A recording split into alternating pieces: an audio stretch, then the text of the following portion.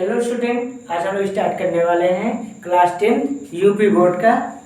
ठीक है, जय प्रक्रम का हम एक छोटा सा खंड पढ़ने वाले हैं। इसमें हम लोग पढ़ेंगे मानव में वहन। मानव में वहन क्या होता है?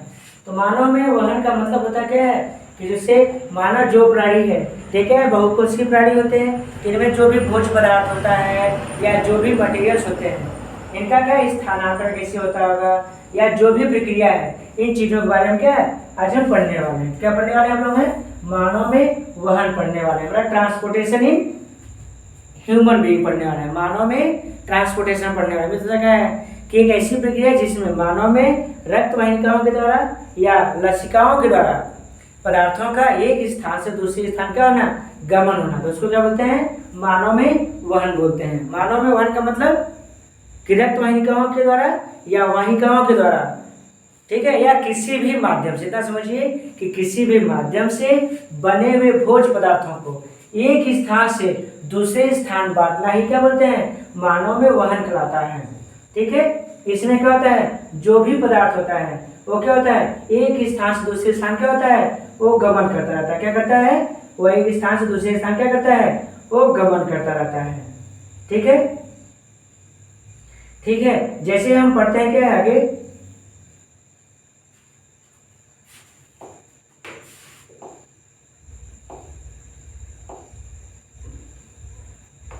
जैसे हम पढ़ने वाले हैं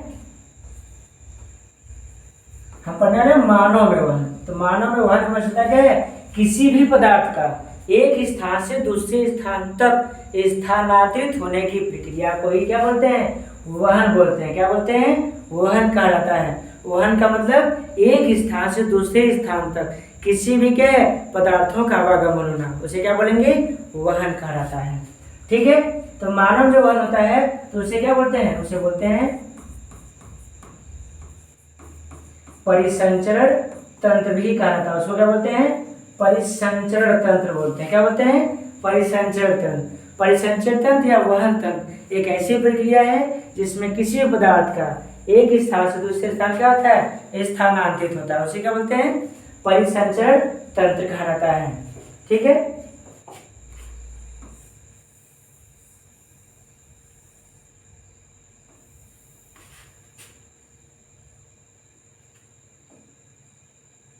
तो जो हमारे पास जो परिसंचरण तंत्र होता है मानव में, यह दो प्रकार के होते हैं।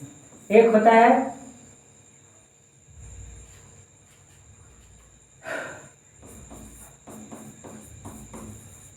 होती लसिका परिसंचरण होती है, और दूसरा क्या होता है? दूसरा होता है रक्त परिसंचरण होता है। क्या होता है? रक्त परिसंचरण तंत्र होता है। ठीक है, और इसके बाद जो रक्त परिसंचरण होता है, यह दो प्रकार के होते हैं। एक होता है खुला रक्त परिसंचरण तंत्र और दूसरा होता है बंद रक्त परिसंचरण तंत्र। क्या होता है? खुला रक्त परिसंचरण तंत्र, दूसरा क्या होता है? बंद रक्त परिसंचरण तंत्र होता है। तो हम पहले पढ़ते क्या है, लसिका परिसंचरण तंत्र के बारे में पढ़ते हैं। तो लसिका क्या होता है?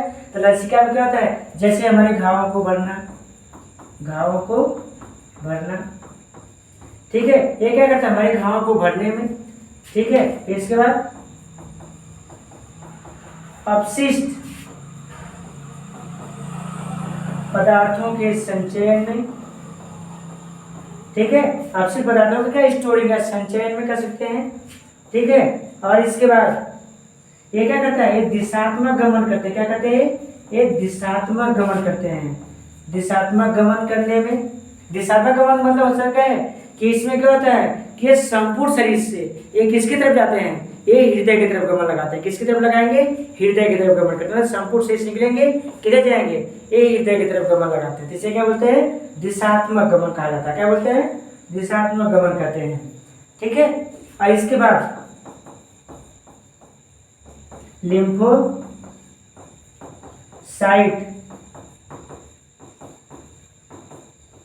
कोशिकाओं का निर्माण। ठीक है, ये क्या करते हैं? लिम्फोसाइट कोशिकाओं का निर्माण ही करते हैं। और साथ साथ यह क्या होते हैं?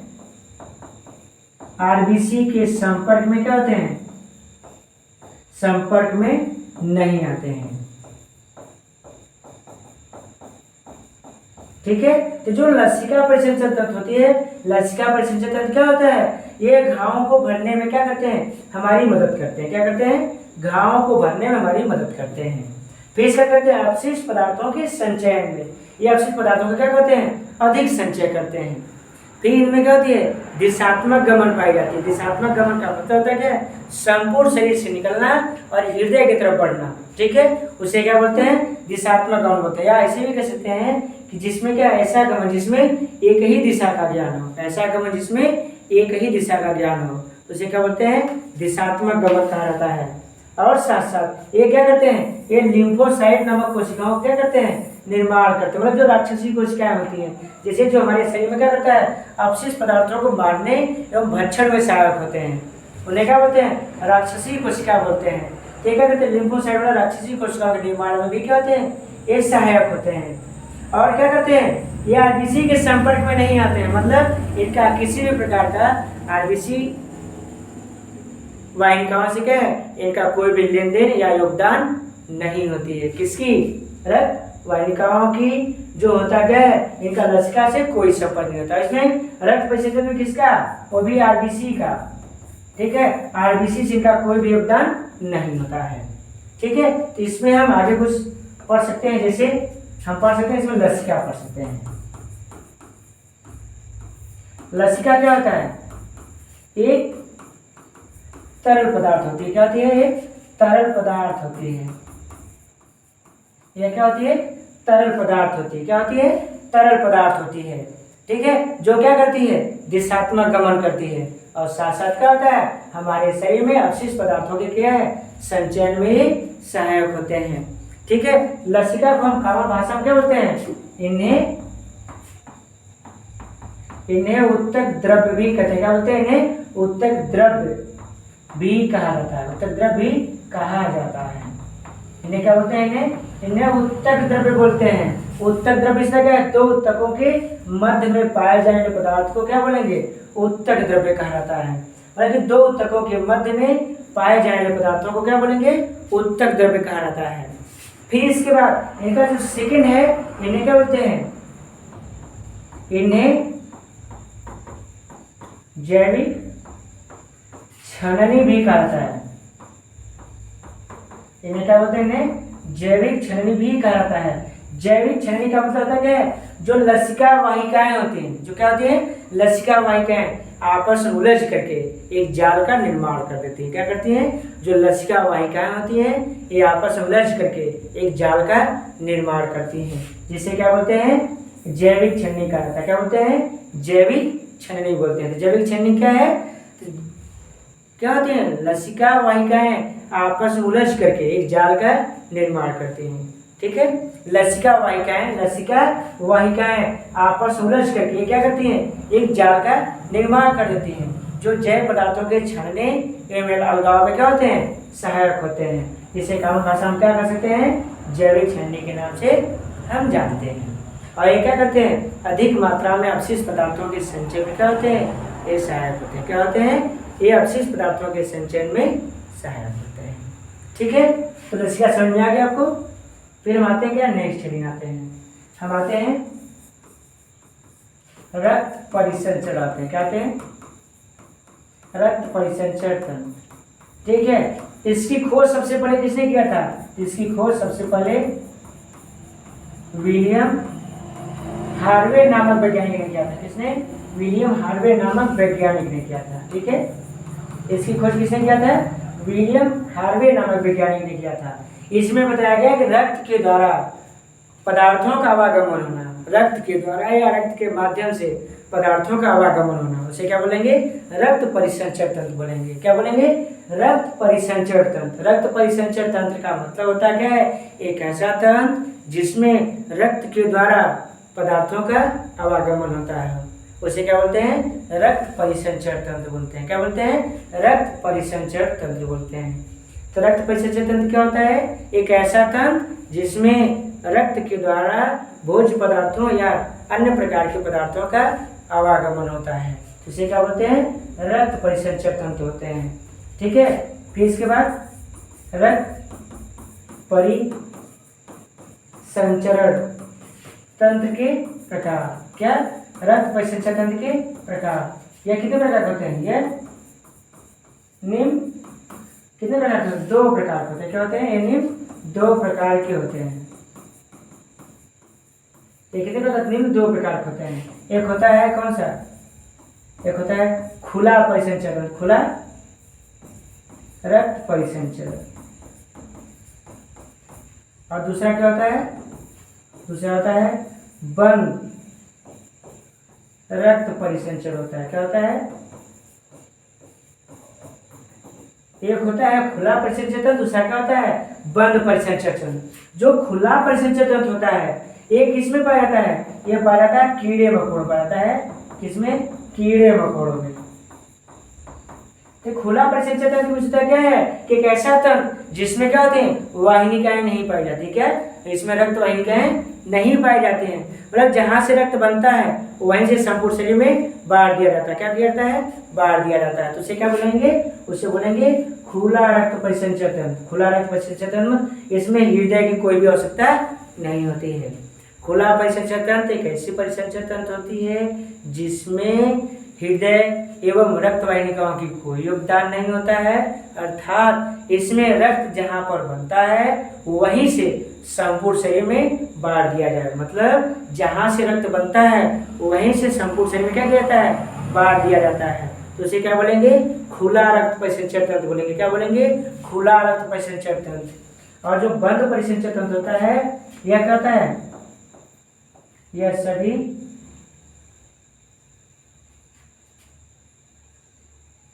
सभी जंतुओं में पाए जाते हैं। क्या होते हैं?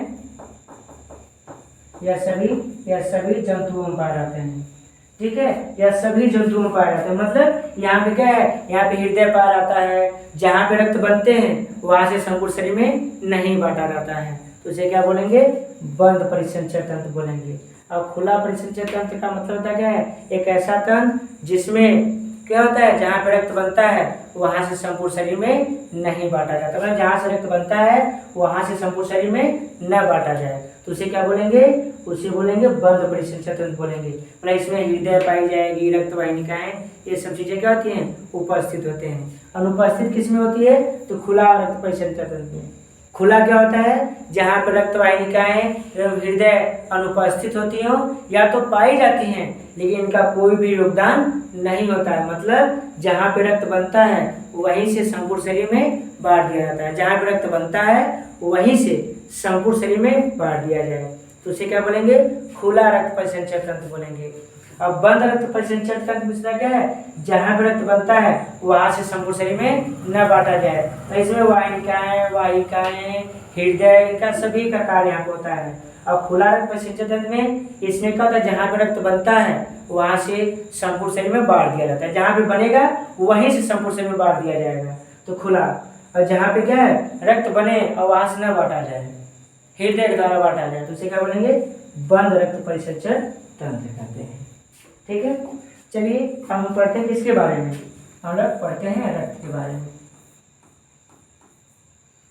ठीक है, आते हैं रक्त के बारे में। रक्त का अध्ययन किसमें करते हैं? हिमेटोलॉजी। किसके अंतर्गत?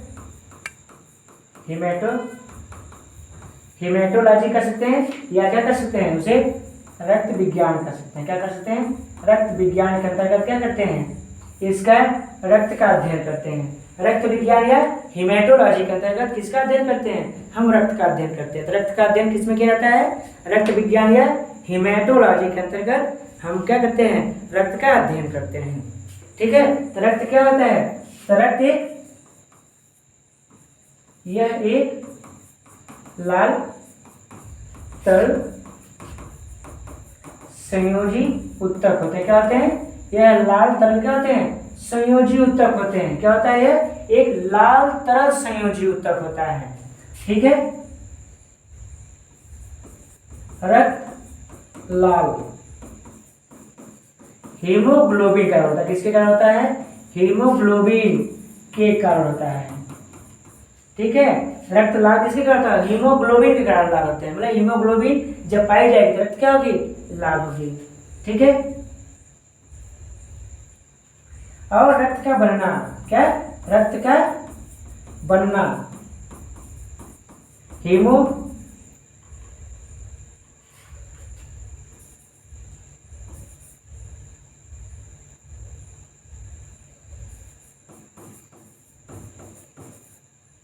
हीमोपोइसिस प्रक्रिया कहलाता है। क्या होता है? हीमोपोइसिस प्रक्रिया कहलाती है। मतलब रक्त का बनना हीमोपोइसिस प्रक्रिया कहलाती है। क्या कहलाती है? हीमोपोइसिस प्रक्रिया होती है। ठीक है। और रक्त का उत्पत्ति मेसोडर्मल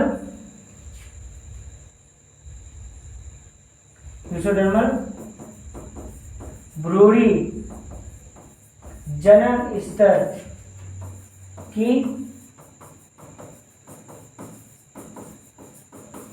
ऐसी कोशिकाओं के द्वारा हुआ है। किसके द्वारा?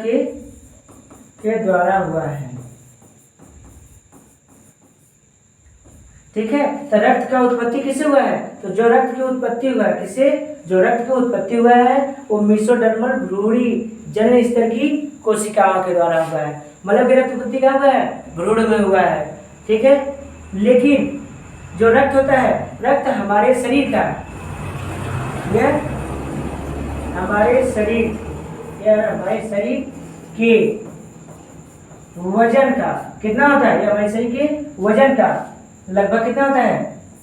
6% से 8% भाग होता है। यह हमारे शरीर का वजन कितना होता है? यह 6 से 8% भाग होता है। कौन? रक्त हमारे शरीर का वजन कितना होता है? 6 से 8% भाग होता है। ठीक है। फिर इसके बाद ये जो रक्त होते हैं, इनमें क्या होता है? इनमें आयरन की मात्रा, कैल्शियम की मात्रा क्या होती है? इनमें पाई जाती है। रक्त में क्या होती है? आयरन एवं कैल्शियम की भी मात्राएं क्या होती हैं? इनमें पाई जाती है, उपस्थित होती हैं। ठीक है। फिर इसके बाद रक्त का जमना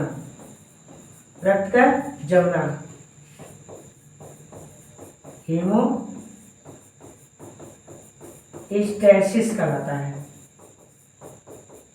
क्या कहलाता है? हीमोस्टैसिस। हीमोस्टैसिस है जिसे हमें जब चोट लगता है तो चोट के बाद क्या होते हैं? रक्त जम जाते हैं। क्या बोलते हैं? रक्त जम जाते हैं। तो उसे क्या बोलते हैं? उसे हीमोस्टैसिस कहलाता है। क्या कहलाता है? हीमोस्टैसिस। हीमोस्टैसिस का मतलब चोट लगने के बाद रक्त वाहिकाओं का जमना। ठीक है। तो जो रक्त होते हैं ये जम जाते हैं। रक्त वाहिका नहीं, रक्त जमते हैं, तो उसे क्या बोलते हैं? उसे हीमोस्टैसिस कहलाता है। हीमोस्टैसिस का मतलब चोट लगने के बाद या घाव लगने के बाद रक्त का जमना हीमोस्टैसिस कहलाता है। ठीक है। और रक्त कैंसर को क्या बोलते हैं?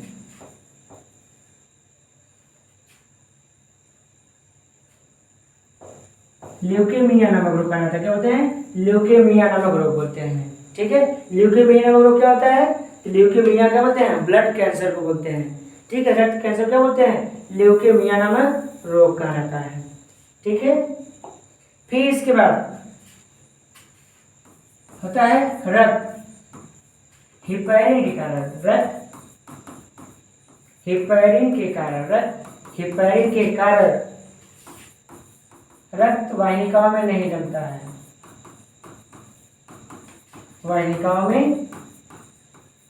नहीं जमता है। तो रक्त किसके कारण नहीं जमता है? हिपैरिन के कारण। हिपैरिन कहाँ पाई जाती है? ये रक्त में उपस्थित होती है। हिपैरिन रक्त में उपस्थित होने के कारण क्या होता है? यहाँ पे क्या होता है? रक्त वाहिकाओं में नहीं जमते हैं। ठीक है। यदि रक्त वाहिकाओं में जम गया तो इसे क्या बोलेंगे? थ्रम्बस बोलेंगे। यदि रक्त वाहिकाओं में जमता है तो ऐसी स्थिति को क्या बोलते हैं? ऐसी स्थिति को थ्रम्बस कहा जाता है। क्या बोलते हैं? थ्रम्बस कहा जाता है। थ्रम्बस क्या होता है? तो थ्रम्बस एक ऐसी स्थिति है जब रक्त कहाँ जम जाते हैं? रक्त वाहिकाओं में जम जाते हैं। कहाँ जमते हैं? ये रक्त वाहिकाओं में जम जाते हैं। जब रक्त वाहिकाओं में जम जाए तो उसे क्या बोलेंगे? उसे थ्रम्बस कहा जाता है। थ्रम्बस का मतलब जब रक्त कहाँ जम जाए? रक्त वाहिकाओं में ही जम जाता हो तो उसे क्या बोलते हैं? उसे थ्रम्बस कहा जाता है। ठीक है। और चोट लगने के बाद जो घाव जमते हैं तो किसकी उपस्थिति कारण जमते हैं? चोट या घाव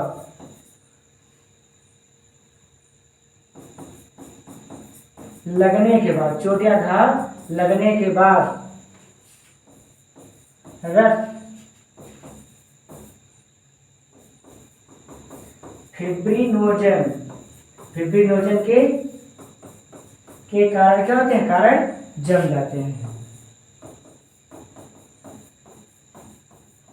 ठीक है, तो चोट या घाव लगने के बाद क्या होता है, जो रक्त होता है किसके कारण जम जाता है, फिब्रिनोजन की उपस्थिति के कारण रक्त में क्या पाई जाती है, फिब्रिनोजन पाई जाती है। क्या पाई जाती है, फिब्रिनोजन पाई जाती है।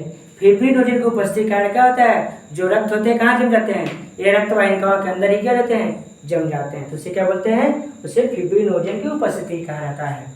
ठीक है, यदि आपने देखा होगा कि जो डॉक्टर्स होते हैं आपका रक्त निकाल के क्या करते हैं, उसको शीशी में रखते हैं, जिससे क्या होता है, ब्लड टेस्ट कराता है। यदि डॉक्टर क्या करता है, किसी मरीज या किसी व्यक्ति का यदि ब्लड निकाल करके चेकिंग के लिए यूज करते हैं तो रक्त नहीं जमता। क्यों, क्योंकि उसमें क्या यूज करते हैं, वो यूज करते हैं सिट्रेट एवं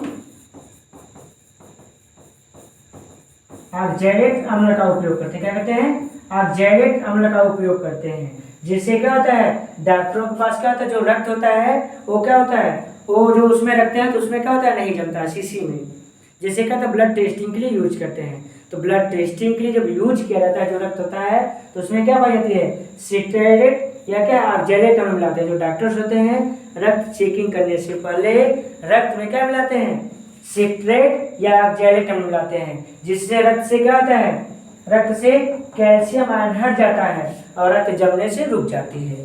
तो डॉक्टर क्या करते हैं, कैल्शियम आयन को हटाने के लिए किसका उपयोग करते हैं, सिट्रेट या ऑक्सैलेट अम्ल का उपयोग करते हैं। किसका, सिट्रेट या ऑक्सैलेट अम्ल का उपयोग करते हैं, जिससे हो गया कैल्शियम आयन को हटा सके और रक्त को जमने से क्या कर सके, उसको रोक सके। ठीक है, तो क्या करते हैं, ये इसका उपयोग करते हैं। फिर रक्त का उत्पादन कहाँ होता है, रक्त का उत्पादन अस्थि मज्जा में होता है। कहाँ होता है, अस्थि मज्जा में। क्या होता है, रक्त उत्पादन कहाँ होता है, अस्थि मज्जा में किया जाता है। किसमें किया जाता है, अस्थि मज्जा में। रक्त उत्पादन कहाँ होता है, अस्थि मज्जाओं में होता है। ठीक है, रक्त का उत्पादन अस्थि मज्जाओं में होता है। और इसके बाद रक्त का संचय भंडार कहाँ किया जाता है, यकृत में किया जाता है। कौन से रक्त का, मृत रक्त को कहाँ करते हैं, यकृत में करते हैं। तो इसीलिए रक्त को क्या बोलते हैं, रक्त का कब्रिस्तान बोलते हैं। क्या बोलते हैं, रक्त का कब्रिस्तान किसको कहा जाता है,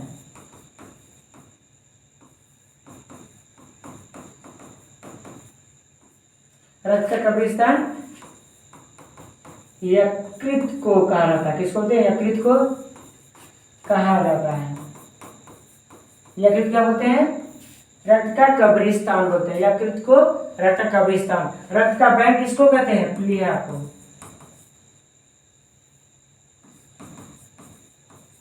प्लीहा को रक्त का बैंक कहा जाता है। क्या बोलते हैं, बैंक कहा जाता है।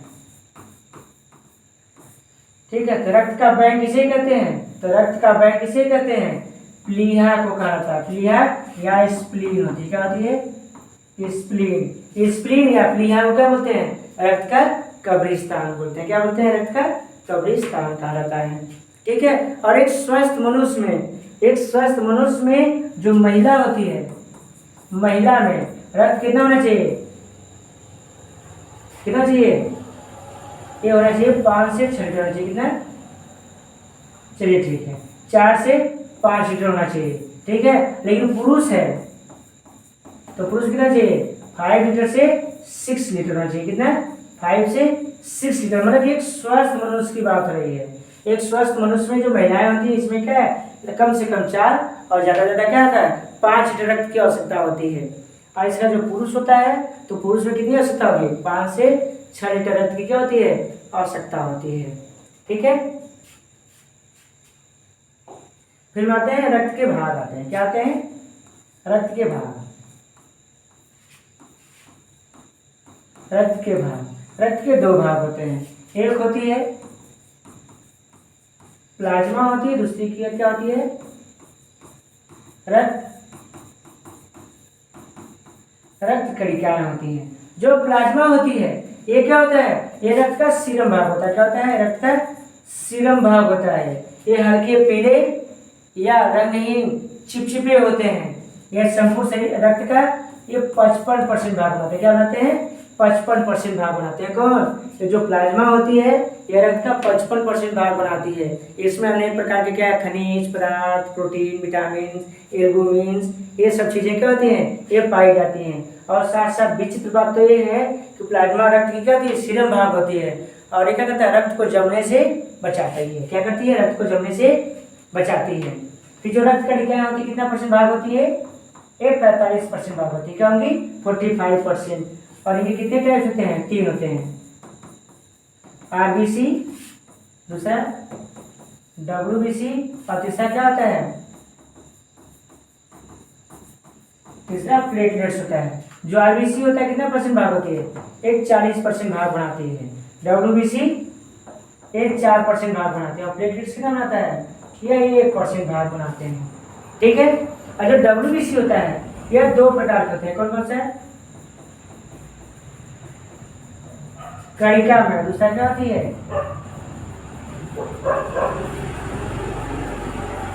कणिका में होती है। ठीक है। जो कणिका में होती है कितने प्रकार के होते हैं, यह 3 प्रकार के होते हैं।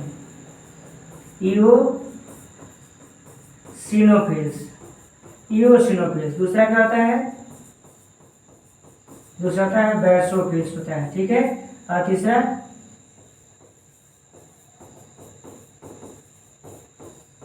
न्यूट्रोफिल्स या हेट्रोफिल्स होती है। ठीक है। और जो ये अकणिका में होते हैं 2 होते हैं। कौन कौन सा,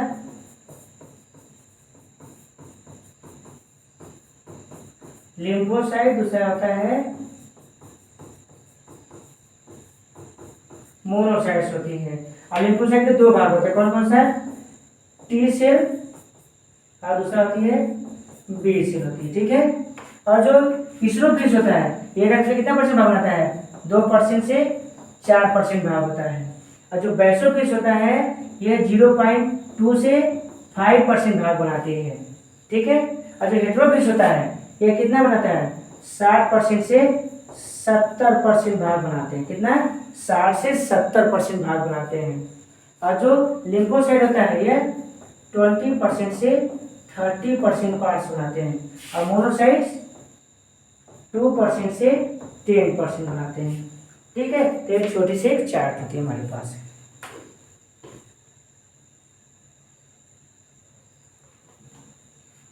ठीक है। तो हमारे पास एक छोटी सी चार्ट है जिसको आप आसानी से नोट करके क्या है, इसे आप समझ सकते हैं। क्या कर सकते हैं, इसे आसानी से आप समझ सकते हैं कि जो रक्त होता है, रक्त के 2 भाग होते हैं। एक होता है प्लाज्मा होती है, दूसरी क्या होती है, रक्त कणिकाएं होती हैं।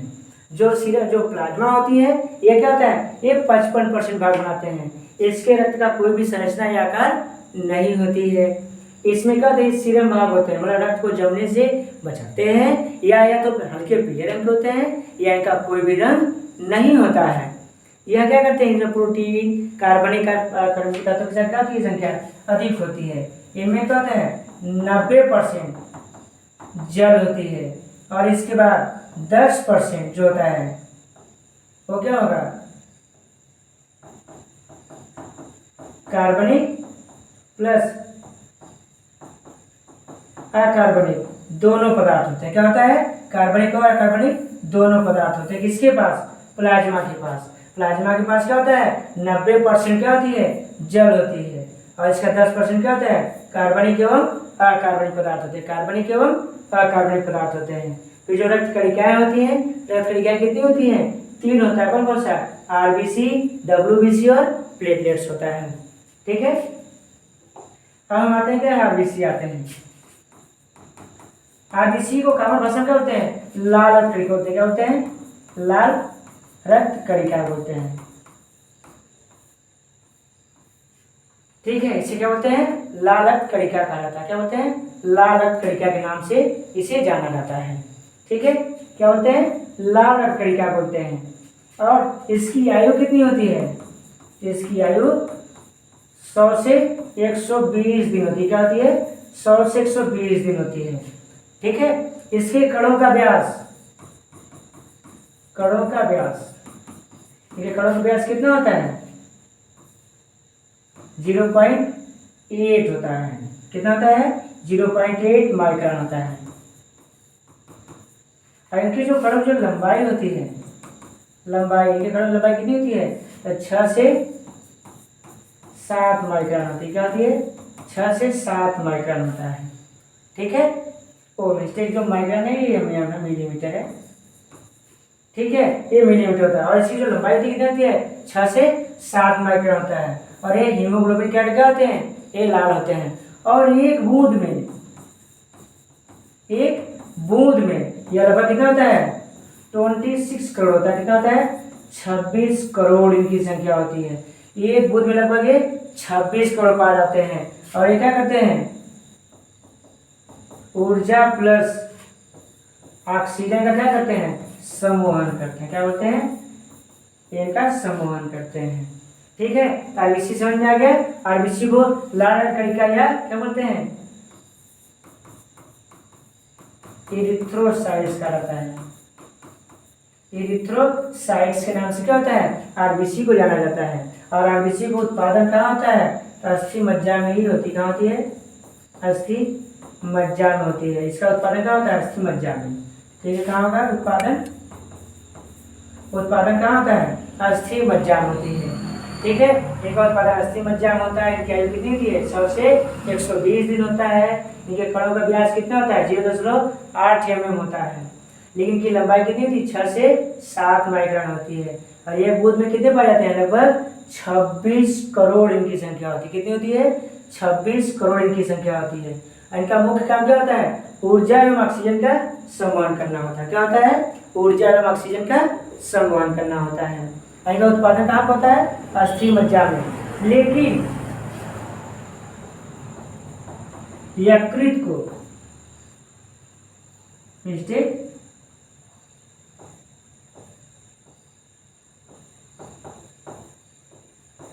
प्लीहा को आरबीसी का क्या बोलते हैं कब्रिस्तान बोलते हैं। क्या बोलते हैं कब्रिस्तान बोलते हैं। किसको प्लीहा को क्या बोलते हैं आरबीसी का कब्रिस्तान बोलते हैं। क्या बोलते हैं कब्रिस्तान कहा जाता है। किसको प्लीहा को आरबीसी क्या बोलते हैं कब्रिस्तान कहा जाता है। ठीक है, अब हम आते हैं डब्ल्यूबीसी आते हैं। डब्ल्यूबीसी को क्या बोलते हैं श्वेत रक्तकणिका बोलते हैं। क्या बोलते हैं श्वेत रक्तकणिका। इसका कॉमन नाम क्या है इसे ल्यूकोसाइट्स कहा जाता है। क्या बोलते हैं इसे ल्यूकोसाइट्स कहा जाता है। ठीक है, ये हमारे शरीर में क्या कहता है इसे सिपाही भी कहते हैं। क्या बोलते हैं इसे सिपाही बोलते हैं। तो जो डब्ल्यूबीसी होता है इसे क्या बोलते हैं श्वेत रक्तकणिका बोलते हैं या क्या कर सकते हैं ल्यूकोसाइट्स कर सकते हैं। क्या कर सकते हैं ल्यूकोसाइट या श्वेत रक्तकणिका बोलते हैं। किसको डब्ल्यूबीसी को क्या बोलते हैं श्वेत रक्तकणिका या ल्यूकोसाइट्स के नाम से जाना जाता है। इसे हमारे शरीर में क्या बोलते हैं इसे सिपाही कहा जाता है। ठीक है, इनकी आयु कितनी होती है इनकी आयु लगभग 2 दिन से कितनी होती है 2 दिन से 5 दिन तक इनकी आयु होती है। कितनी 2 से 5 दिन इनकी आयु कितनी होती है 2 से 5 दिन होता है 2 से 5 दिन। ठीक है, और ये क्या होते हैं ये रंगहीन होते हैं। इनमें कोई भी रंग नहीं पाई जाती है। हाँ, इनके पास क्या होता है इनके पास केंद्रक पाया जाता है। इनके पास क्या होता है इनके पास केंद्रक पाया जाता है। लेकिन जो आरबीसी हमने पीछे पढ़ा है आरबीसी में क्या होते हैं स्तनधारियों में ऊंट को छोड़ करके किसी के पास क्या होता है केंद्रक नहीं पाई जाती है। क्या होती है केंद्रक नहीं पाई जाती। किसके पास स्तनधारियों में। स्तनधारी मतलब जो बच्चे देते हैं उनको दूध पिलाते हैं उनके क्या है आरबीसी में क्या होता है केंद्रक नहीं पाई जाती। लेकिन किसको छोड़ के सिर्फ ऊंट को छोड़ करके। ठीक है, और ये डब्ल्यूबीसी होता है ये हमारे शरीर में उपस्थित जो भी क्या होते हैं हानिकारक पदार्थ होते हैं उनको मारने में क्या होते हैं वो सहायक होते हैं। क्या होते हैं उनके मारने में सहायक होते हैं। ठीक है, अब हम पहले इसकी बात करते हैं किसकी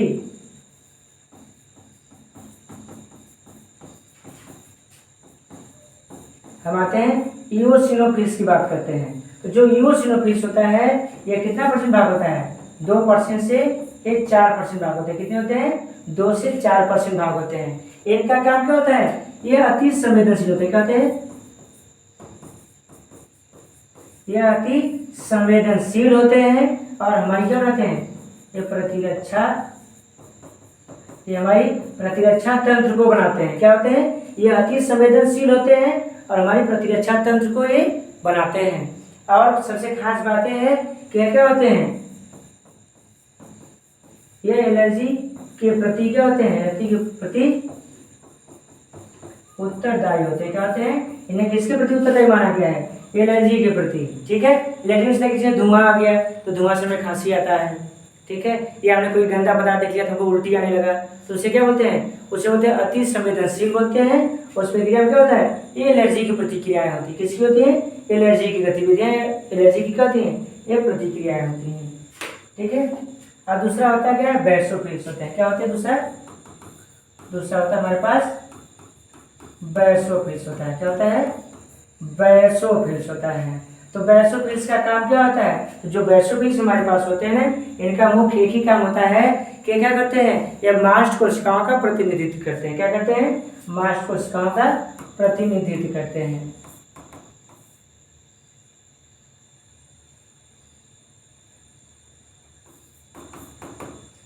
और ये कितने होते हैं, रक्त परसेंट का कितना होता है, 0.2 से 5% होते हैं। यह क्या करते हैं, यह मास्ट कोशिकाओं का, यह मास्ट कोशिकाओं का क्या करते हैं, कोशिकाओं का प्रतिनिधित्व करते हैं।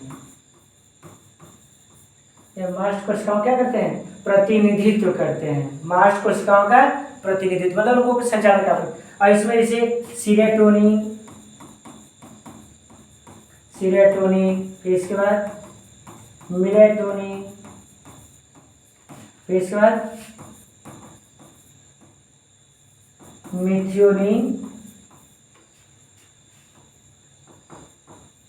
मिथ्योनिन ब्लू पाई जाती है। ठीक है, इनमें क्या पाई जाती है, सीरोटोनिन, मेलेटोनिन और मिथ्योनिन ब्लू इनमें पाया जाता है। ठीक है, और इसका तीसरा आते हैं न्यूट्रोफिल्स आते हैं। न्यूट्रोफिल्स या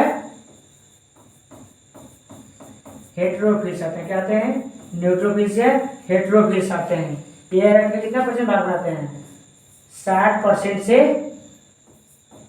कितना, 60% से ये 70% भाग बनाते हैं। कौन, जो न्यूट्रोफिल्स होता है ये क्या करता है, 60% से 70% भाग बनाते हैं। और ये अधिक किसमें होते हैं, ये महिलाओं में संवेदनशील होते हैं। किसमें, ये महिलाओं में क्या होते हैं, अधिक क्रियाशील होते हैं। महिलाओं में अधिक क्रियाशील होते हैं। ये महिला में क्या होते हैं, यह महिलाओं में अधिक क्रियाशील होते हैं। और इनका निर्माण किसके द्वारा हुआ है, बाह्यकाय गुणसूत्र के द्वारा, बाह्यकाय गुणसूत्र के द्वारा। इनका निर्माण कैसे हुआ है, बाह्यकाय गुणसूत्रों के द्वारा हुआ है। किसकी उत्पत्ति, न्यूट्रोफिल्स की उत्पत्ति बाह्यकाय गुणसूत्रों के द्वारा होता है। तो बाह्यकाय गुणसूत्र में क्या है, जहाँ पे गुणसूत्र की संख्या क्या हो, समान हो, उनकी जो संख्या और स्वरूप क्या हो, दोनों एक समान हो, संख्या स्वरूप दोनों एक समान हो, तो उसे क्या बोलते हैं, बाह्यकाय गुणसूत्र कहा जाता है। और बाह्यकाय गुणसूत्र द्वारा किसकी उत्पत्ति हुआ है, न्यूट्रोफिल्स की उत्पत्ति हुआ है। ठीक है, फिर इसका नंबर 4 आते हैं लिम्फोसाइट। लिम्फोसाइट को सबसे पहले किसने समझाया था,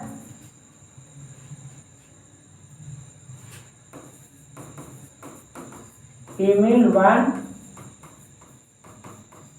इसको सबसे पहले एमिल वान बेहरिंग नामक वैज्ञानिक ने क्या कहता है, इसको स्पष्ट रूप से क्या कहता है, समझाया था। किसको, लिम्फोसाइट को।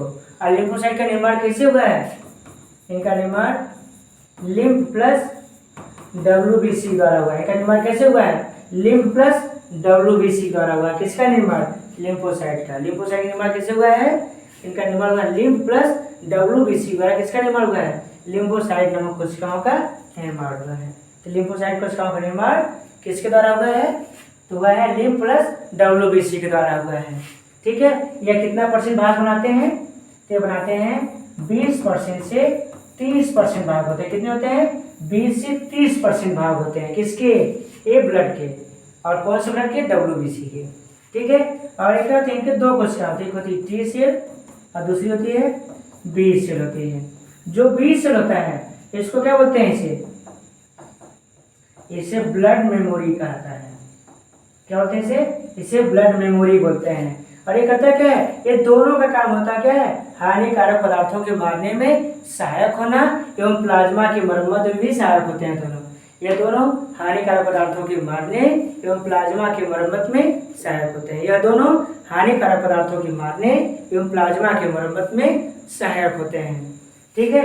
लेकिन जो बी सेल होता है इसको क्या बोलते हैं, मेमोरी ऑफ ब्लड के नाम से भी जानते हैं। ठीक है। या मेमोरी ऑफ ब्लड कर सकते हैं, या ब्लड मेमोरी, या क्या हो सकते हैं,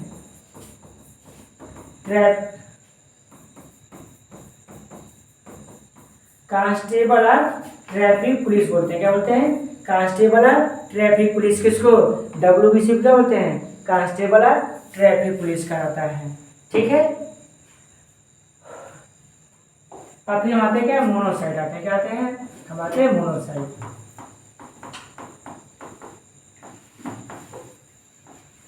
मोनोसाइट्स जो होता क्या है, ये W कितना बनाता है, ये लगभग 2 से यह बनाता है 10% भाग बनाता है। कितना बनाता है, यह 2 से 10% भाग बनाते हैं। कौन, मोनोसाइट्स। मोनोसाइट्स कितना बनाता है, 2 से 10% भाग बनाता है। किसका, यह बनाते हैं मोनोसाइट जो कोशिकाएं होती हैं 2 से 10% भाग किसका बनाती हैं, ये WBC का बनाती हैं।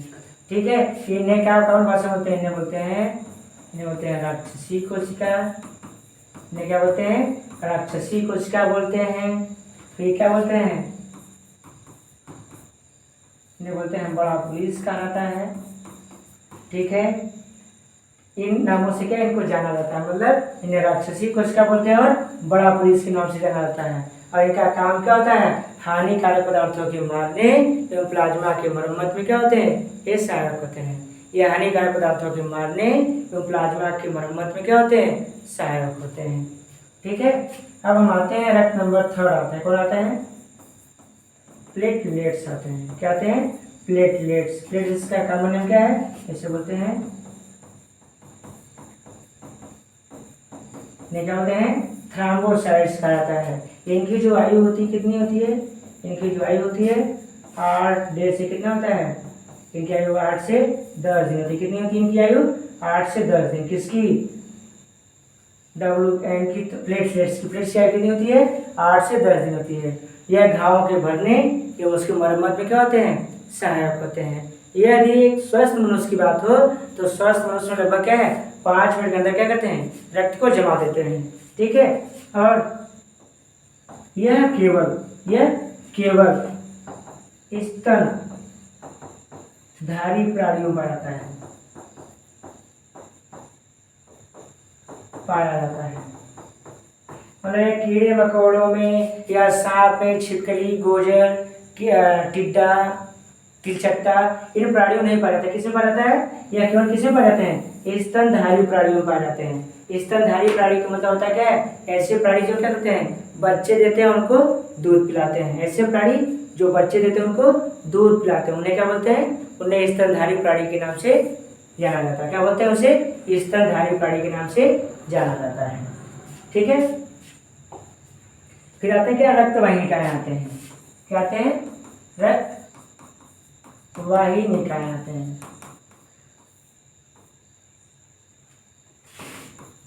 तो रक्त का पथ या रास्ता, रक्त का पथ या रास्ता क्या कहता है, रक्त वाहिनिका कहता है। क्या कहता है, रक्त का पथ या रास्ता क्या कहता है, उसे रक्त वाहिनिका होता है। मतलब कि एक ऐसी क्या है माध्यम जिसमें क्या होता है, रक्त का संचार होता है या रक्त का आवागमन हो।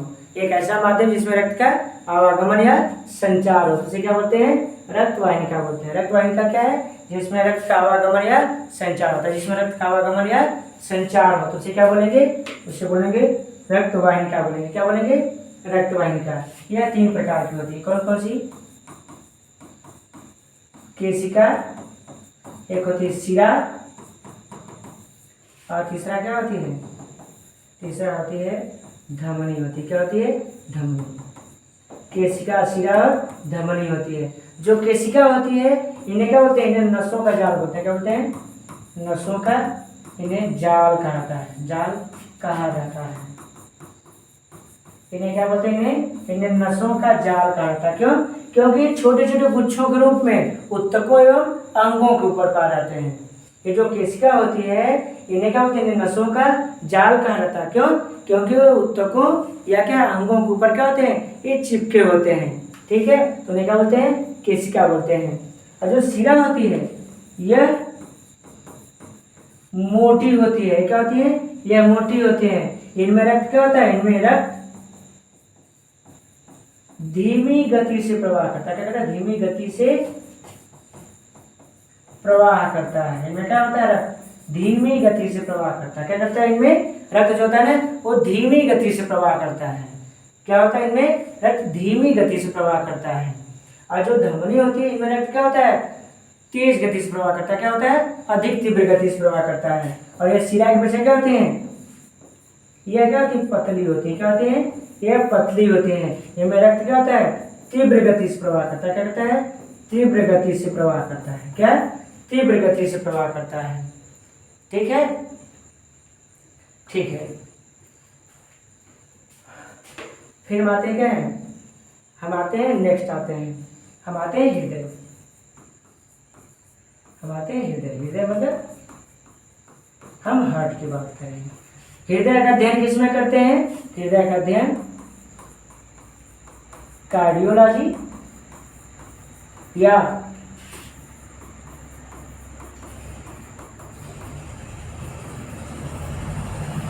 हृदय विज्ञान करते हैं। क्या करते हैं,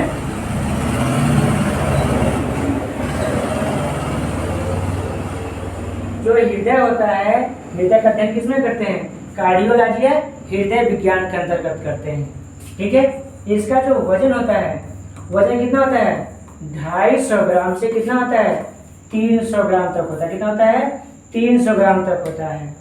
ठीक है, और इनकी जो लंबाई होती है कितनी होती है, इनकी लंबाई लगभग 12 सेमी होती है। ठीक है, और इनकी जो चौड़ाई होती है कितनी होती है, चौड़ाई 9 सेमी होता है। ठीक है, इनकी जो मोटाई होती है, मोटाई कितनी होती है, 6 सेमी होता है। ठीक है, इनका रंग कैसा होता है, इनका रंग होता है गुलाबी रंग के होते हैं। क्या होते हैं, ये गुलाबी रंग के होते हैं। ठीक है, हृदय कैसा होता है, यह गुलाबी रंग के होते हैं। कैसे होते हैं, ये गुलाबी रंग के होते हैं। ठीक है, और ये किस मांस के बने होते हैं, मांस या इनमें कौन सा उत्तक पाया जाता है, इनमें कौन सा उत्तक पाया है,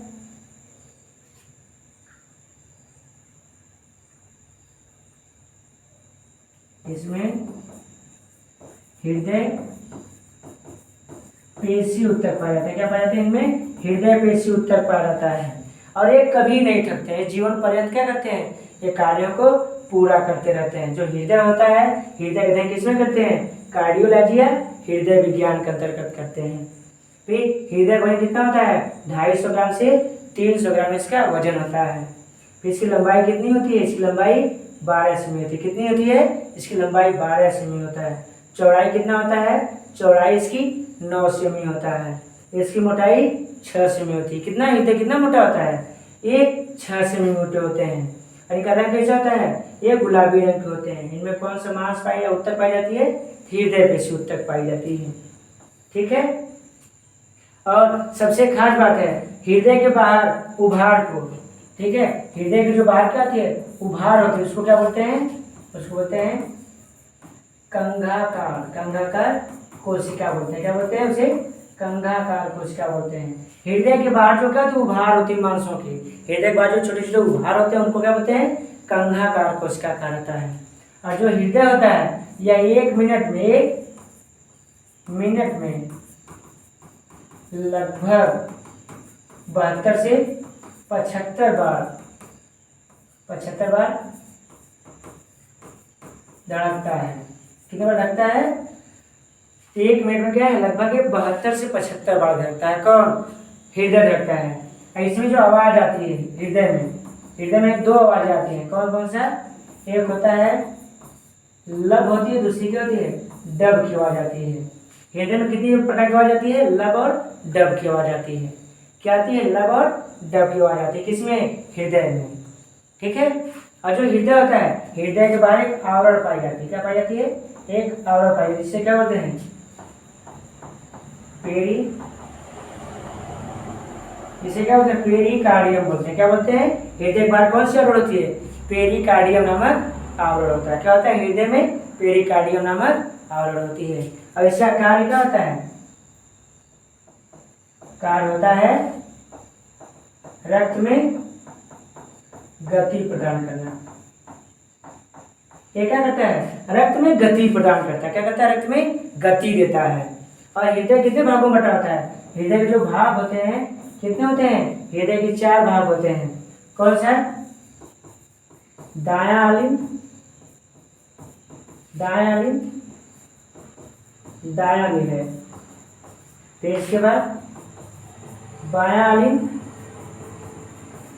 और इसके बाद बायां निलय होता है। ठीक है, तो हृदय क्या था, हमारे पास कुछ जानकारियां थी। ठीक है, और बहुत सारी चीजें लिखा जा सकता है कि जो हृदय वजन होता है 250 से 300 ग्राम होता है, इसकी लंबाई 12 सेमी होती है, चौड़ाई 9 सेमी होता है, मोटाई 6 सेमी होती है, यह गुलाबी रंग के होते हैं। इनमें कौन सी मांस पाई जाती है, हृदय पेशी उत्तक पाई जाती है। क्या पाई जाती है, हृदय पेशी उत्तक पाई जाती है।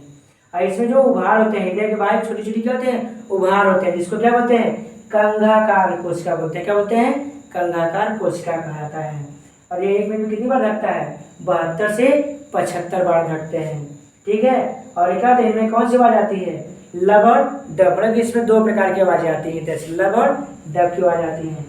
इनमें कौन सा आवरण पाया जाता है, तो पेरिकार्डियम नामक आवरण पाई जाती है। कौन सी आवरण पाई जाएगी, पेरिकार्डियम नामक आवरण पाई जाती है। और इनका कार्य क्या होता है, तो रक्त में गति प्रदान करना। रक्त में क्या होता है, दाब देता है, रक्त में दाब उत्पन्न करते हैं।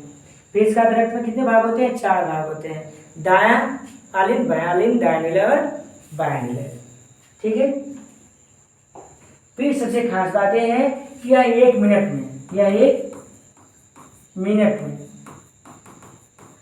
लगभग कितने रक्त को इधर बांटता होगा, तो ये करता क्या है, लगभग ये जो 10% होता है, यह क्या करता है, हृदय पेशी के पास तक रहता है रक्त। ठीक है, अब 15% किसको देता है, ये देता है मस्तिष्क को दे देता है। ठीक है, फिर इसके बाद यह 25% ये किसको देता है, पाचन तंत्र को दे देता है। ठीक है, अब 20% किसको देता है, ब्रिक कहते हैं या क्या कहते हैं उसको, किडनी बोलते हैं, किडनी को दे देता है। बचा 30%, तो 30% क्या देता है, अन्य अंगों को देता है, अन्य अंगों को देता है। ठीक है, और जो होता है कि 1 मिनट में लगभग जो रहता है, जो रक्त बांटा जाता है किसके द्वारा, हृदय के द्वारा। 1 मिनट में हृदय के द्वारा बांटे गए रक्त का क्या 1% है। 10% हृदय पेशी रख लेती है, 15% मस्तिष्क को दे देता है, 25% पाचन तंत्र को ब्लड दिया जाता है, 20% ब्रिक या किडनी को रख दिया जाता है, और 30% क्या होता है, ये अन्य अंगों को दे देते हैं। ठीक है, और इनमें क्या होता है, इनमें पाई जाती है प्रकुंचन पाई जाती है। क्या पाई जाती है, प्रकुंचन होती है। दूसरी क्या होती है, शिथिलन होती है। प्रकुंचन विस्तार क्या है, हृदय का क्या है, सिकुड़ना होता है। शिथिलन विस्तार क्या है, फैलना होता है। प्रकुंचन मतलब सिकुड़ना और शिथिलन मतलब फैलना होता है। तो जब क्या होता है, रक्त जो होता है, जब हृदय सिकुड़ता है तो उसे क्या बोलते हैं, उसे शिथिलन बोलते हैं। मतलब इसकी दाब कितनी होती है, जब हृदय क्या होगा, जब सिकुड़ेगी तो इसमें दाब कितना होगा, होगा 120 mmHg दाब होती है। क्या होता है, 120 mmHg दाब होती है। ठीक है, और जब शिथिलन, जब हृदय फैलता है तो रक्त में जो रक्त में कम दाब कितनी होती है, 80 mmHg होता है। क्या होता है, 80 mmHg दाब होती है। प्रकुंचन का मतलब है क्या, सिकुड़ना। हृदय क्या हो रही है, सिकुड़ रही है, मतलब कि हृदय क्या करती है, रक्त को बाहर धक्का देगी। क्या देगी, रक्त हृदय से क्या करेगी, जो रक्त है वो क्या किया जाएगा, उसको बाहर धक्का दिया जाएगा। किससे, बाहर दिया जाएगा, हृदय से बाहर रक्त वाहिनी को धक्का कितने दिया जाएगा, 120 mmHg में। और जब शिथिलन, जब हृदय जब फैलता है, आराम से फैलता है, तो उसकी दाब कितनी होती है, 80 mmHg होता है। कितना होता है, 80 mmHg होता है। और जब हृदय जब सिकुड़ेगी तब उसकी गति 120 mmHg होगा, और जब फैलेगा तो 80 mmHg होगा। ठीक है, तो रक्त दाब होता क्या है? रक्त दाब का मतलब होता क्या है? हृदय द्वारा रक्त वाहिनियों में, हृदय द्वारा रक्त वाहिनियों में उत्पन्न दाब को क्या बोलते हैं? रक्त दाब बोलते हैं। क्या बोलते हैं? रक्त दाब कहा जाता है। रक्त दाब कहा जाता है। कितने प्रकार के होते हैं? ये 2 प्रकार के, प्रकुंचन और शिथिलन होते हैं। क्या होते हैं? प्रकुंचन और शिथिलन। रक्त दाब क्या है? हृदय द्वारा रक्त वाहिनिकाओं में उत्पन्न दाब को रक्त दाब बोलता है। मतलब कि जो हृदय होती है रक्त वाहिनिका में क्या करती है? हमेशा दाब उत्पन्न करती है, जिससे क्या होता है? हमारे शरीर में क्या होता है? रक्त परिसंचरण तंत्र बना रहे। ठीक है, कितना आगे समझ में? ठीक है,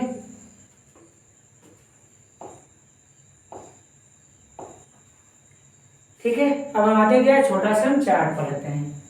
ठीक है,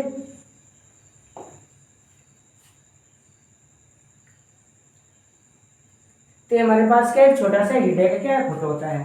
तो हृदय का जो फोटो है ये क्या है? एक दायां भाग है, और ये क्या है? ये बायां भाग। क्या है? बायां भाग। दायां भाग और बायां भाग। जो हृदय का ऊपरी भाग होता है, जो हृदय क्या भाग होता है? ऊपरी भाग होता है, उसको क्या बोलते हैं? उसको आलिंद बोलते हैं। और जो नीचे भाग होता है उसे क्या बोलते हैं? नीले बोलते हैं। तो हृदय के ऊपरी कक्ष को आलिंद कहा जाता है, और हृदय के निचली कक्ष को नीले बोलते हैं। जो हृदय का ऊपरी कक्ष होता है उसको क्या बोलते हैं? उसको आलिंद बोलते हैं। क्या बोलते हैं? उसको आलिंद बोलते हैं। जो हृदय क्या होता है? जो निचला भाग होता है उसको क्या बोलते हैं? नीले बोलते हैं। हृदय का सबसे ऊपरी कक्ष मतलब यहाँ से ऊपर वाला भाग, यहाँ से ऊपरी वाला भाग क्या बोलते हैं? उसको आलिंद बोलते हैं। और नीचे भाग को नीले बोला जाता है। क्या बोलते हैं? नीले। ऊपर वाले भाग को आलिंद और नीचे भाग को नीले कहा जाता है।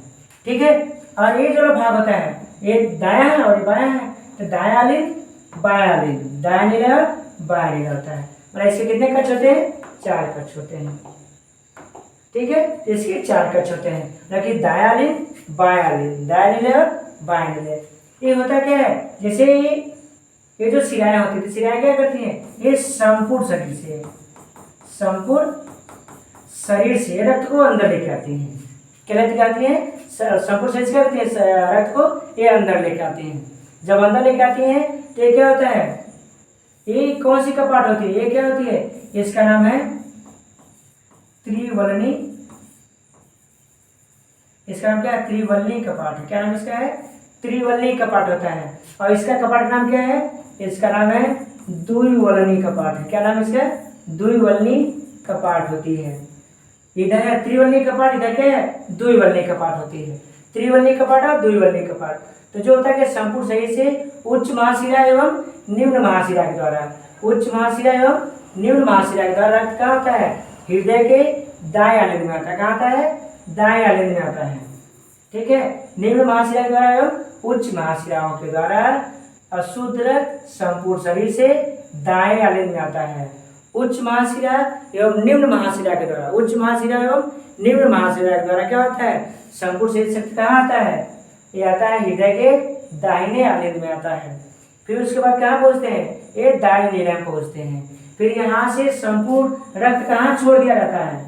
तो छोड़ दिया जाता है फेफड़े के पास। किसके पास? फेफड़े के पास छोड़ जाता है। एक फेफड़े के पास छोड़ जाता है। किसके लिए? शुद्धिकरण के लिए, मतलब उसमें ऑक्सीजन को मिलाया जा सके। जब ऑक्सीजन मिल जाता है तो उसको फुफ्फुसी शिराओं के द्वारा क्या किया जाता है? फिर से हृदय के बाएं आलिंद में जाता है। फिर द्विवलनी कपाट जाता है। कहाँ पहुंच जाते हैं? ये हृदय के बाएं नीले में पहुंचते हैं। अब बाएं नीले से क्या करता है? संपूर्ण शरीर को क्या कहता है? बांट दिया जाता है। किसके माध्यम से? महाधमनी की सहायता से। ठीक है, किसकी सहायता से बांटा जाता है? महाधमनी की सहायता से बांट दिए जाते हैं। ठीक है,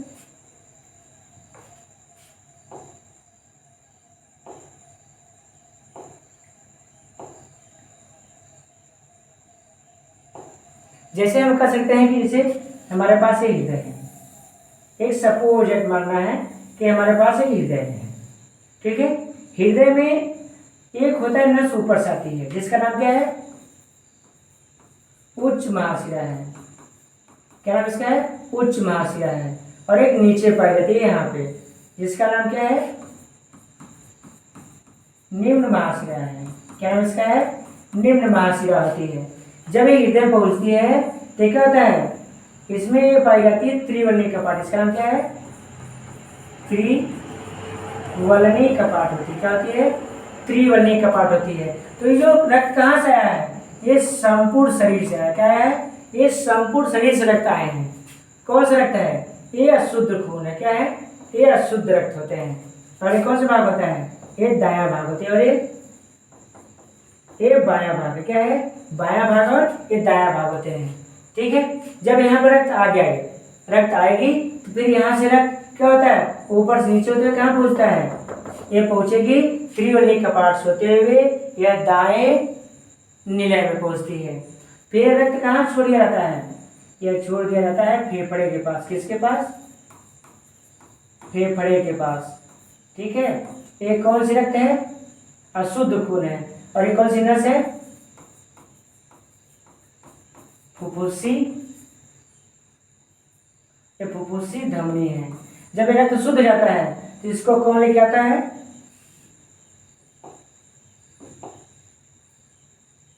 ठीक है। तो ये क्या होता है? ये शुद्ध रक्त कहाँ आते हैं? हृदय के आलिंद वाले भाग में आते हैं। क्या आते हैं?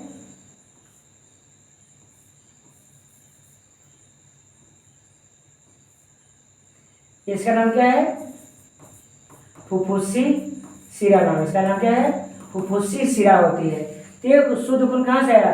फेफड़े के पास है। किसके पास? हृदय के बाएं आलिंद में आया है। और आने के बाद ये कहाँ पहुँचता है? बाएं निलय पहुँचता है। फिर यहाँ से संपूर्ण शरीर में क्या होता है? ये बाढ़ दिया जाता है। किसकी सहायता से? महाधमनी की सहायता से। किसकी सहायता से? महाधमनी की सहायता से।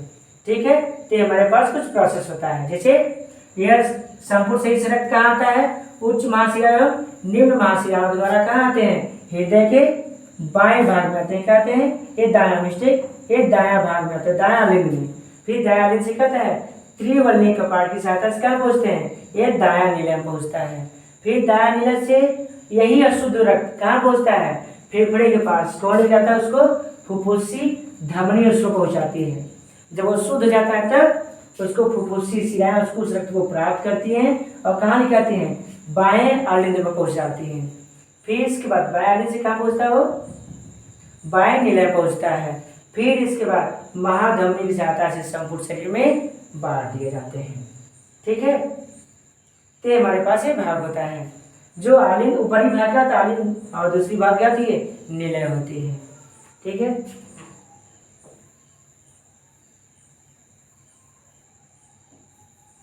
और सबसे खास बात है कि हृदय का क्या होता है? ये सबसे बड़ी एवं क्या होती है? मजबूत भाग होती है। क्या होती है? हृदय की सबसे बड़ी एवं मजबूत भाग कौन होती है? क्या नाम उसका है? इसका नाम है बायां निलय होता है। क्या होता है? बायां निलय है। बायां निलय क्या होता है? फिर हृदय क्या होता है? सबसे बड़ी एवं मजबूत भाग होती है। ठीक है। और ये जो पट हमें बीच में दिखाई दे रहा है, इस पट, ये जो पट हमारे पास बना हुआ है, इसे क्या बोलते हैं? इसे हृदय पट कहा जाता है। क्या बोलते हैं इसे बोलते हैं हृदय पट बोलते हैं। क्या बोलते हैं इसे? हृदय पट के नाम से जानते हैं। जो बीच में हमारे पास जो पट बना हुआ है, इस पट को क्या बोलेंगे? हृदय पट के नाम से जाना जाता है। ठीक है। और ये जो हमारे पास ये वाला भाग होता है, यहाँ पे एक छोटी सी होल पाई जाती है। इस होल का नाम क्या है? यस ए नोड होता है। क्या होता है? यस ए नोड। यही धड़कती है। यही क्या होता है? हृदय के कौन सी भाग धड़कती है? हृदय आलिंदी घुंडी। क्या है? हृदय आलिंदी घुंडी। हृदय आलिंदी घुंडी क्या करती है? धड़कती है। ठीक है। और एक यहाँ पे होल पाई जाती है, इसका नाम क्या है? कोरोनरी साइनस होती है। क्या होती है? Coronary sinus. कोरोनरी साइनस क्या होता है? तो बाएं भाग में पाई जाती है। ठीक है। और इसका हृदय आलिंदी घुंडी दाहिने भाग में पाई जाती है। और यही हृदय आलिंदी घुंडी क्या होता है? धड़कता है। और हृदय में कितना वोल्ट लाइट बढ़ता है? इसमें जो विद्युत बनती है कितना बनता है, 4 वोल्ट से 6 वोल्ट की लाइट जो बनती है किसके पास, हृदय के पास। हृदय के पास कितना बनता है, 4 से 6 वोल्ट की लाइट बनती है। ठीक है, चलिए हम इस तरीके से समझ सकते हैं। जैसे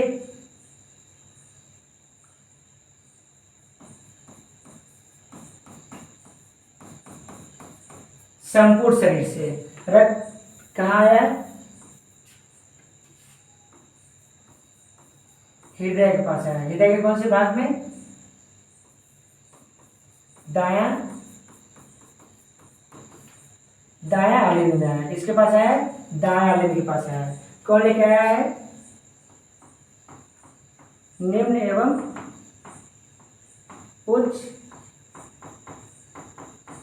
उच्च महाशिरा लेके आई है। कौन सी रक्त था, अशुद्ध रक्त था। ठीक है, फिर इसके बाद हृदय, मतलब किसकी बात है ये,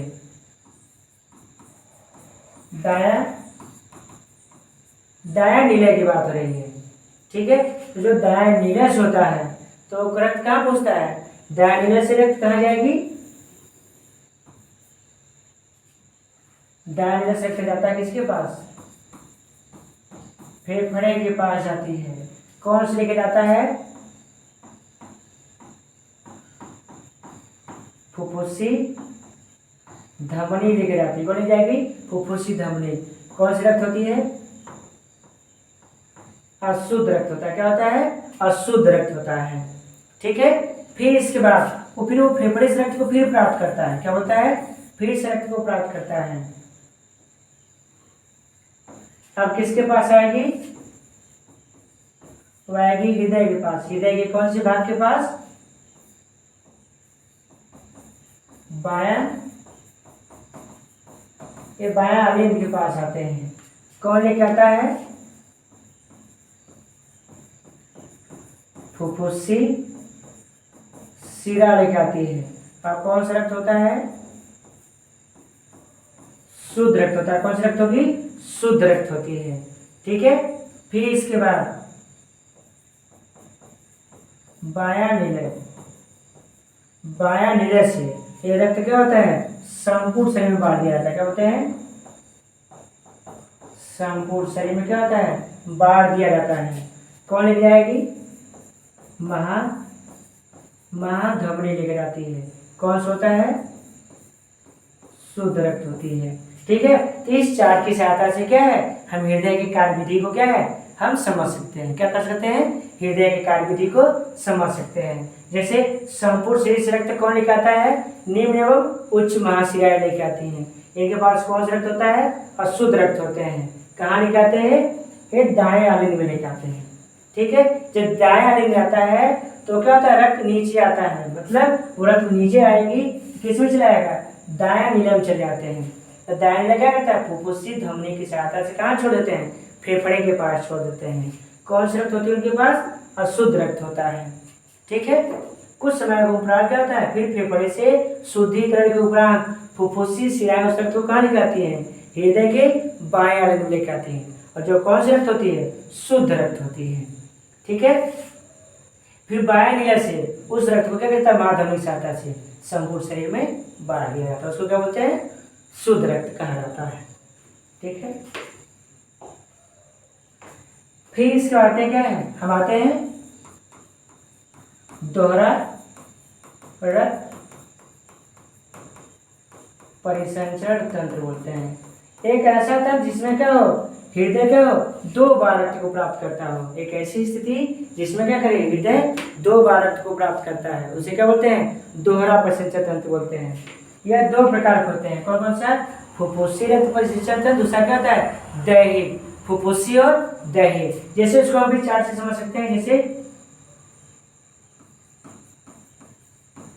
जैसे संपूर्ण शरीर से रक्त कहाँ आता है, संपूर्ण शरीर से रक्त आता है हृदय के पास। कौन से हृदय के पास, तो दायां दायां के पास आया था। कौन लेके आया था, निम्न एवं उच्च महाशिराएं ले गई थी। ठीक है, कौन सा रक्त था? अशुद्ध रक्त था। क्या था? अशुद्ध रक्त था। ठीक है, फिर इसके बाद हम कर सकते हैं वायानिलय कर सकते हैं। क्या बोलेंगे? वायानिलय। तो वायानिलय से क्या होता है? तो जो वायानिलय से होता है, रक्त कहाँ बांटा जा रहा है? बांटा जा रहा है संपूर्ण शरीर में बांट दिया जा रहा है। कौन बांट रही है? महाधमनी बांट रही है। कौन सी रक्त होगी? शुद्ध रक्त होगा। कौन सा होगा? शुद्ध रक्त होगा। मतलब कि संपूर्ण शरीर से हृदय ने रक्त को प्राप्त किया, फिर शुद्धिकरण के उपरांत महाधमनी की सहायता से क्या करें? संपूर्ण शरीर में तो बांट दे। तो उसे क्या बोलेंगे? उसे बोलेंगे दैहिक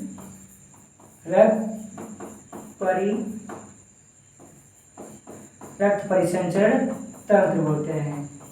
ठीक है, दैहिक रक्त परिसंचरण तंत्र विशेषता क्या है? एक ऐसी तंत्र जिसमें क्या होता है? संपूर्ण शरीर से हृदय रक्त को प्राप्त करे, फिर महाधमनी की सहायता से संपूर्ण शरीर में छोड़ देता हो। तो उसे क्या बोलते हैं? उसे बोलते हैं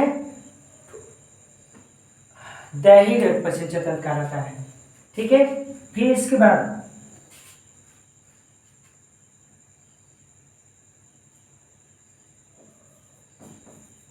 दायानिलय। दायानिलय से रक्त कहाँ जा रहा था? दायानिलय से फेफड़े के पास जा रहा था। ठीक है, कौन लेके जा रहा था?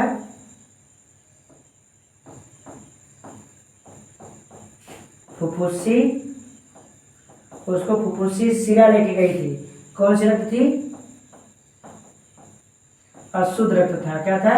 अशुद्ध रक्त था। ठीक है, फिर इसके बाद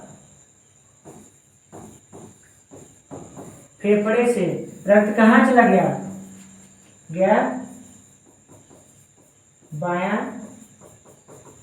बायां आलिंद के पास गया है। कौन सा रक्त है?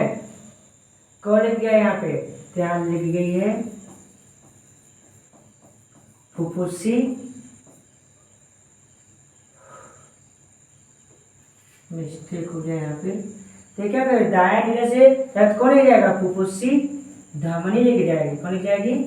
फुफ्फुसी धमनी लेके जाएगी। अब फुफ्फुसी शिरा क्या करती है? फुफ्फुसी शिरा वापस लेके आती है। कौन सा रक्त होगा? शुद्ध रक्त होगा। इस परिसंचरण को क्या बोलेंगे? इसको बोलेंगे फुफ्फुसी रक्त परिसंचरण बोलते हैं। मतलब जहाँ पे क्या हो? जहाँ पे रक्त हृदय से रक्त को फेफड़े के पास दिया जाए, फेफड़े से रक्त को प्राप्त किया जाए, तो उसे क्या बोलेंगे? उसे फुफ्फुसी रक्त परिसंचरण तंत्र बोलेंगे। और यदि संपूर्ण शरीर से प्राप्त किया जाए, छोड़ा जाए, तो उसे क्या बोलेंगे? उसे बोलेंगे दैहिक बोलेंगे। तो इसके कितने भाग होते हैं? 2 होते हैं। एक होता है दैहिक रक्त परिसंचरण और दूसरा क्या बोलेंगे?